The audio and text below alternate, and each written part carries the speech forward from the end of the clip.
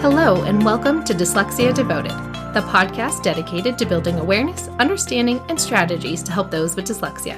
I'm your host, Lisa Parnello, dyslexia therapist and founder of Parnello Education Services. Join me as we dive into today's episode of Dyslexia Devoted. Hello, friends, and welcome back to another episode. Hopefully the weather is holding out well for you wherever you are. Here in California, it feels a bit like Florida with some tropical storms happening. It is currently back to school time for us here out in California. Most of the schools either went back last week or will be going back this week. So I thought it was important to continue our back to school topics. So for today, for episode 64, our topic today is important things you need to tell your child's teacher.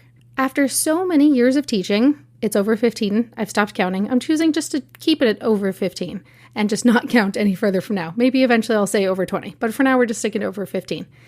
And there are many things I wish parents told me over the years. So I'm going to share those with you. The first one is your child on any medications? So it is really helpful if we know if they are on medications for ADHD and things like that, because even if it's very well regulated, if they suddenly have an off day and it's because they forgot to take their meds, we won't take it personally on them.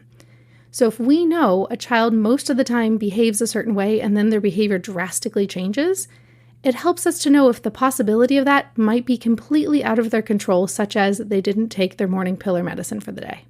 And we want to make sure that we are always in the know so that way we know the difference between a kid who's just being naughty for the day and a kiddo who has something much bigger going on that they really can't control. Another thing you need to tell the educator is any allergies they may have. And especially when it comes to dietary, we need to know, will it actually kill them, or is it something that is just going to irritate their stomach for the day?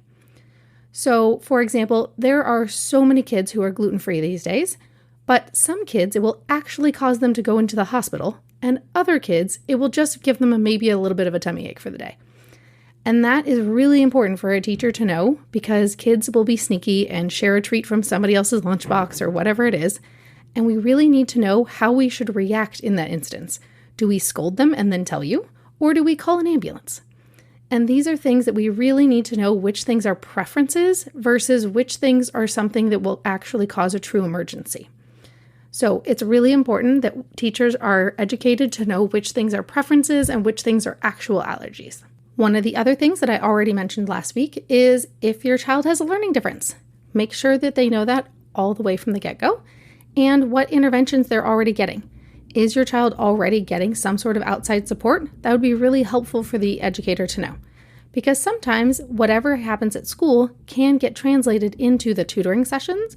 So if you are already getting outside support, it is helpful if the teacher knows so they can say, hey, we noticed this in class. Would it be possible for the tutor to support XYZ? Education is so much more effective when it is done as a team, and we can do things together to support the child's progress. The next thing to know is, what are the child's accommodations? What was working really well for them last year, and what should we continue? Making sure that we get those things all set up. Speaking of, if your child has certain accommodations they use, such as Learning Ally or Speechify or things like that, giving the teacher the passwords to those is also very helpful. Because if a student says, I have Learning Ally, and the teacher says, great, go ahead and log in, and the kid goes, I don't know my password, then that's not very helpful. So make sure the educators have whatever resources they need in order to put those accommodations into place successfully. Just last week, I had a student get a brand new laptop, which was great, so we can start uploading all of her assignments into it, so that way she can use a lot more of her assistive technology. And in the process, we realized there were parental locks.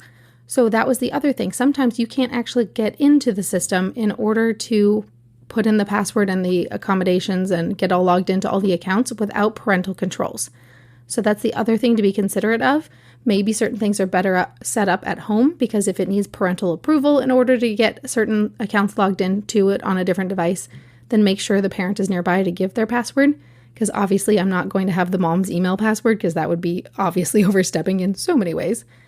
And make sure that they have everything they need to get everything set up and ready to go for a successful school year. Another important thing to mention is if a child has a learning difference such as ADHD, What are the things that get them revved up when they're feeling a little low? And what are the things that calm them down when they're bouncing off the walls? I had a parent that actually inspired this week's episode because she stopped and asked me to talk for a second after her kiddo finished his session to ask, hey, what should I make sure that I tell the teacher? And that is such a valuable question.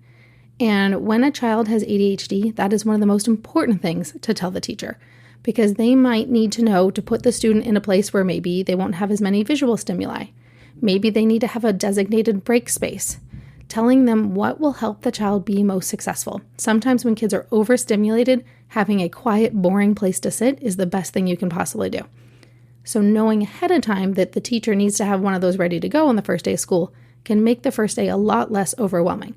Because remember, all of your emotions and energies are firing high on that first day of school when everything's really exciting. So the break space is not necessarily something you want set up on day 3. Sometimes some of that has to be set up on day 1. And having a student know exactly where's the place they are allowed to go to calm down. And that can be really important to having a successful first day.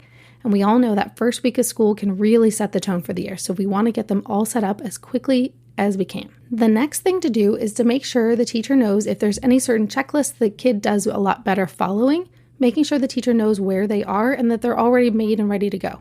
So if you've already made your child a checklist of what they need to bring home every day, maybe tell the teacher where it's located at so the teacher doesn't reinvent the wheel. A lot of times educators are on top of it and will know which kids need things like checklists. But if you've already made one that you already know works for your child and is a good routine they had set up last year and you want to keep it going, go ahead and tell the teacher that, because that can make it easier because A, you're following a routine that already worked, and B, the teacher's not wasting time on something that's actually already been done. All right, that's it for today's little quick tips. I know this was a short and sweet kind of episode, but it is back to school time, and so I'm helping all sorts of students get their year off to a good start, and I'm off to go help a few more. Have a wonderful rest of your day, and I'll see you next time.